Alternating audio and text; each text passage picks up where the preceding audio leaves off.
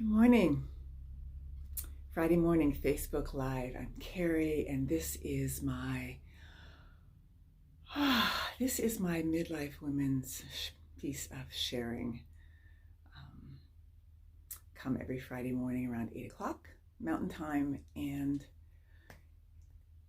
share this journey of how it evolved for me, what my experiences were, and maybe to give support and encouragement and connection to any of you who are still deep in the trenches coming up, or maybe well beyond and trying to figure out what's next.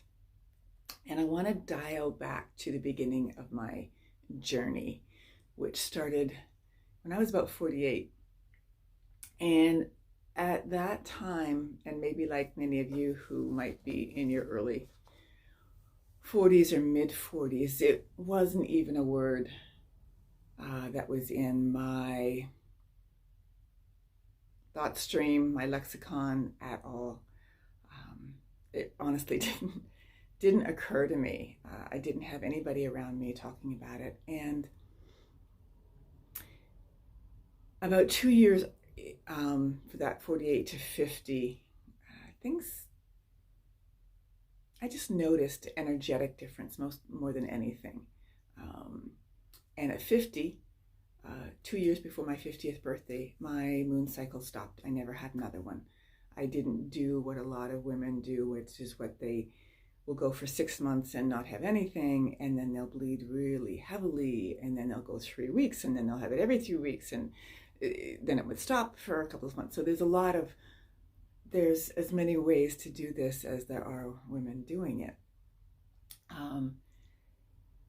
Physically, the journey was not super challenging for me. And I think my yoga practice gave me a really good foundation of knowing, not even knowing so much at that point, but just following that intuitive guide to listen more. And my body really wanted to slow down. And I realized way on the other side now, 48, that's 17 years ago. My journey lasted from about 48 to 55. But during that time, I noticed I really wanted to slow down. There is so much going on inside that if there's any places in your life that you can step back to create a little less stress in your environment, you will be helped by that. Stress affects our meno journey tremendously. It affects every organ, it affects every cell.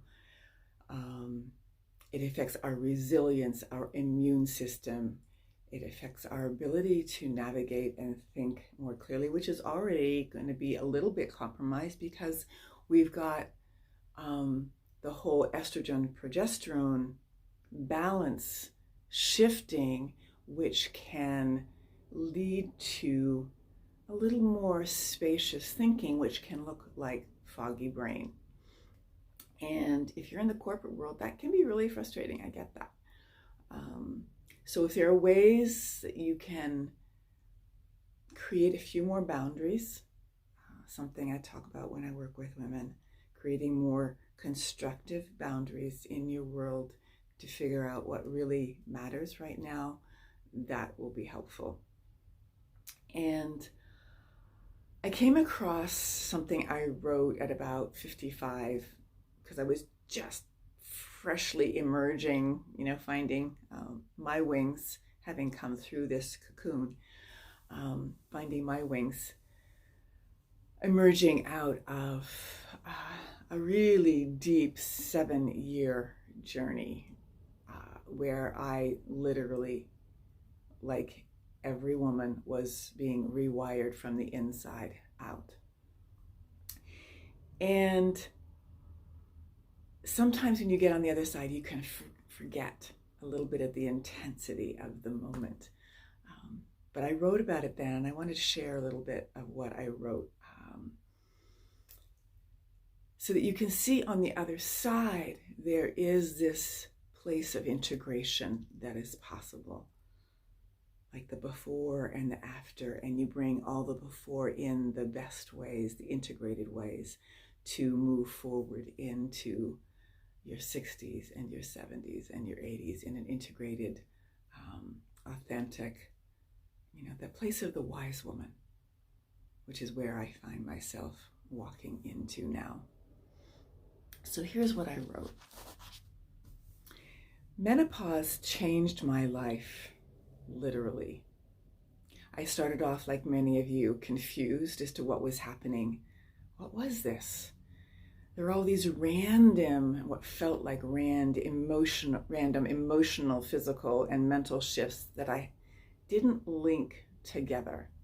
It took me a long time, a couple of years, to put all the pieces together and come to the startling awareness I was indeed in menopause. So as I mentioned, my moon cycle stopped at 50. I never had another one, and I was just going along. Still nobody was talking about menopause in my circle. And finally, so my birthday's in July. So the next July at 51, still hadn't anything. And that's when things sort of, somewhere in the back of my brain, started to tweak. And I called my nurse midwife friend and I said, so I've got a whole moon cycle, like a whole year, so I was at a moon cycle.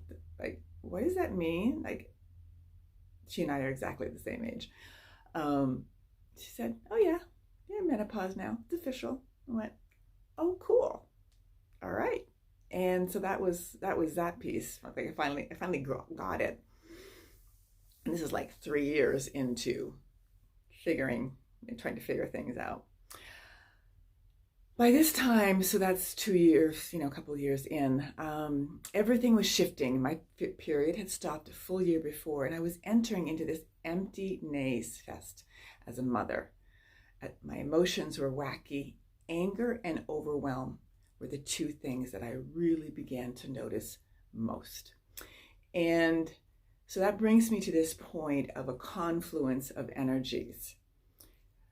Many of us will have teenagers entering into puberty at the same time we're going through menopause, and talk about hormone overload in a household.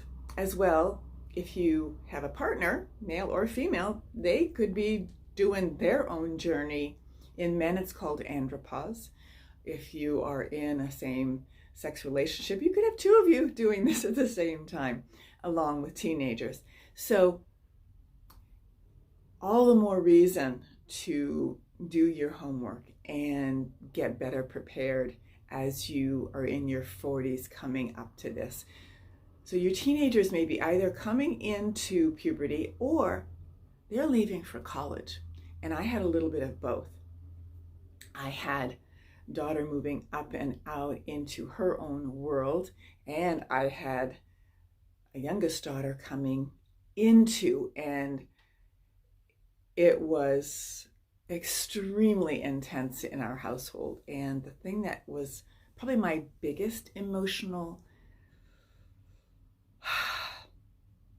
awareness was the emotion of anger, something that gets buried for many, many women.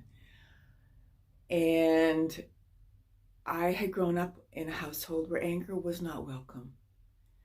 And my father had grown up in a very abusive household and basically said, I will not live a life like that. And so he went the opposite extreme, where I rarely, if ever, saw anger. And it wasn't really shown how to navigate it well in our household if it came up.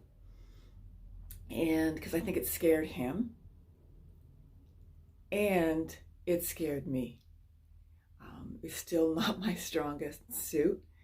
And as a yogi, I had a rather egotistical mindset at that time that was kind of like, I'm a yogi, I don't do anger. And it's like, guess what, sister? Yes, you do.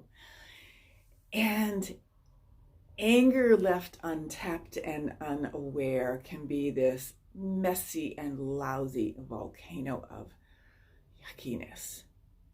Channeled, it can be creative, constructive change and allowing for energies to clear out, to have creative, direct conversations of ownership of your emotions and respectful listening of another.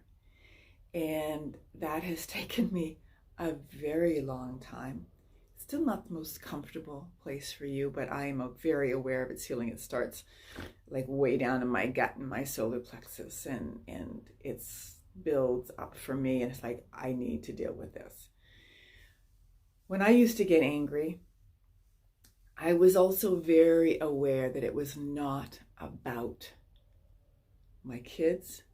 It was not about my husband. It was not even really about me. It was energy bubbling up, and that is part of the hot flashes. Hot flashes, which I will discuss in another Friday morning because it's a huge subject and it is a passionate subject of mine. Hot flashes are amazing, hands down. Yes, they are inconvenient, but they are a deep part of your rewiring. They are there to clean out, to clear away obscurations. When you feel that inner fire waking, throw in your shit. Just saying. Throw in all that needs to be let go of, purified, released. Throw in the resentment. Throw in everything that you are looking to release. It is an opportunity to release the old and help your body rewire into the new. It helps clear out your biological system so that you are, your immune system becomes stronger. They're a fascinating body of wisdom to look into and research. They are there for a reason. Yes, they are inconvenient. Got it. Yes, they are. Especially at nighttime when you're waking up and you're hot and you're sweaty and you're throwing off covers and it's disrupting your sleep. Yoga postures can help. There are herbs that can help. There is acupuncture that can help. There are tools. There can be releasing the caffeine, releasing the wine and alcohol, releasing the inflammatories in your diet. Lots of things can lower the stress level and can ease the hot flashes in your world. In that time, even though, I'll wrap up with this piece, in that time, even though I was in and still am in a very long-term loving relationship. I'm looking at, oh gosh, this is June, be 38 years together. We have 3 daughters together. Even though we had a long-term, intimate, loving relationship, I was in a place where I did not want to be touched. And that was challenging. That was confusing until I figured out what was going on, but that took me a while. The external stimulus was too much for me.